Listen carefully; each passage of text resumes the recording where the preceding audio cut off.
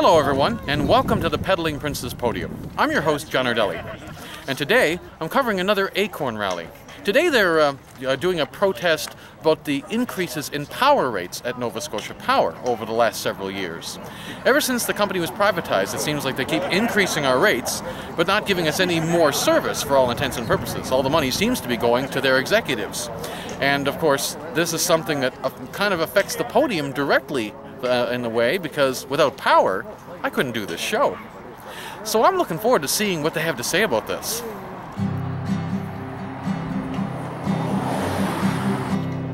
Power! Power! Power to the people! Power! Power! Power to the people! Power! Power! Power to the people! Power! Power! Power to the people! Nova Scotia Power is out of hand. They're demanding another 6% increase, the 8th in 10 years. They've made $2 billion in profit since they've been privatized.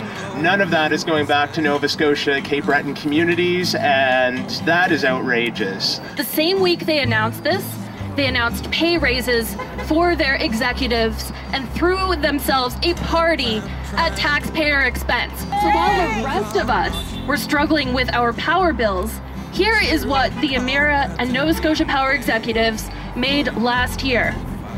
CEO Chris Huskelson, $2.99 million. Nancy Tower, Executive Vice President, $1.4 million. Rob Bennett, the CEO and President of Nova Scotia Power, $1.15 million. Yay! Be it resolved that the Cape Breton District Labour Council will publicly oppose Nova Scotia's proposed power rate increases, which are designed to fund corporate investors' profits.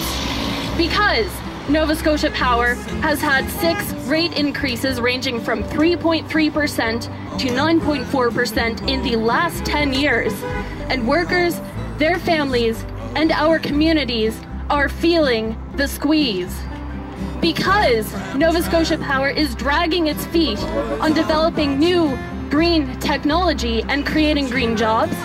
Because electricity should be a public right, not a private for-profit monopoly.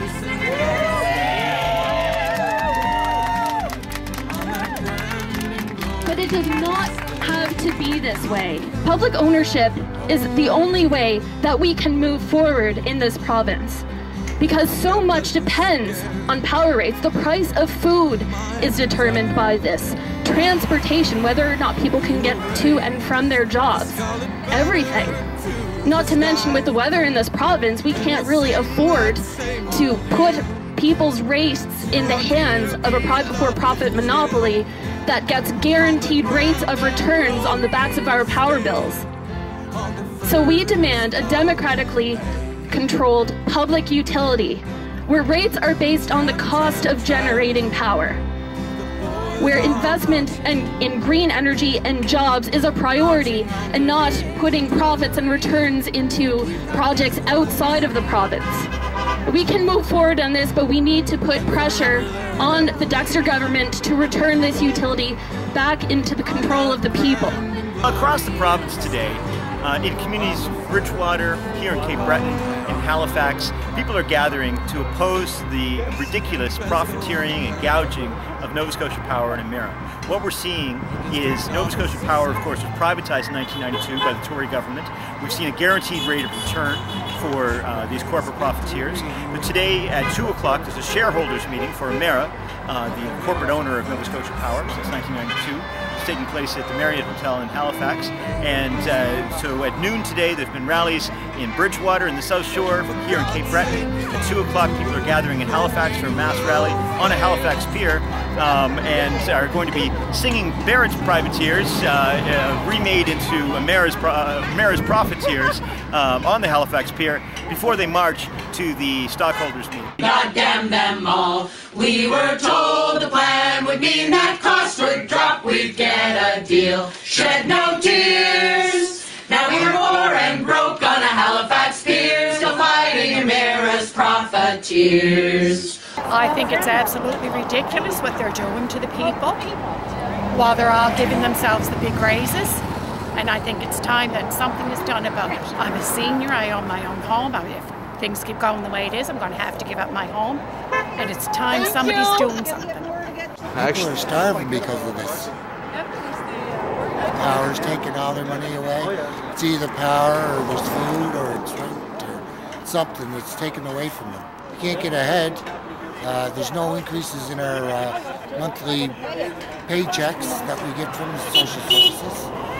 And so it just keeps going up and our checks keep staying the same. You know, how's this going to affect fixed income? How's it going to affect moderate income?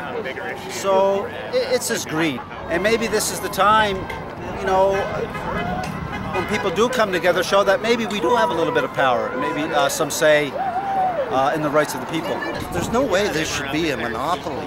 You know, who else has the right to have a monopoly? You know, we just don't pass out monopoly. Nova Scotia Power has it.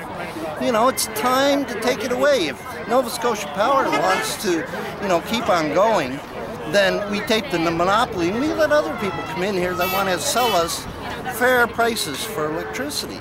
It's time, you know? People have to take it in their hands, you know? As a councillor for the area, I really see this every day. We see the struggles that people are facing trying to make ends meet.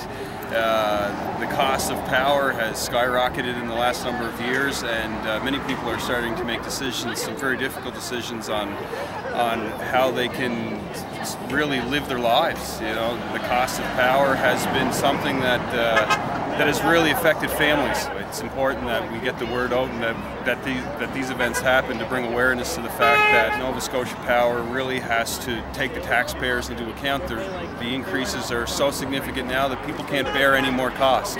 People have to choose between food and power, and that's not right. I mean, people shouldn't have to go hungry because they have to pay their power bill, while these guys are throwing big fancy parties in Halifax, getting $1 million a year or more. It's just wrong. Like, it should have never been stolen from us. It was our power company. The people in Nova Scotia owned it, and in 1992 it was stolen from us. Whoever sold it should be actually put in jail. What they did was wrong. It was theft. We go rob a bank, we go to jail. Why don't they go to jail? It's stupid. I'm frustrated, and every time I get my bill, and I have panic attacks, actually. I'm struggling, I'm a single mother, and I'm working. I have no other support, and you know, when I realize how much money they're making, I realize where my money is going, and that's the main reason why I'm here. And realizing that they're actually going to propose another rate hike in another couple of years, I think this really has to stop. And knowing that there's children across the street supporting us, and they're actually screaming and yelling and supporting us in this, and they're also frustrated too, because I'm sure that their parents are also struggling as well. I was in New Brunswick, in Moncton, a couple of months ago, and there was an article in the newspaper. It was New Brunswick Power apologizing to ratepayers because they couldn't give them any rebates or discounts on their rates. New Brunswick Power is provincially owned, and we are having to deal with continual rate increases, and there's no apologies given whatsoever. So I just think that that's a really excellent comparison to make, and a good argument for taking it back to the province and not having a private for-profit entity dealing with people's lives in this way.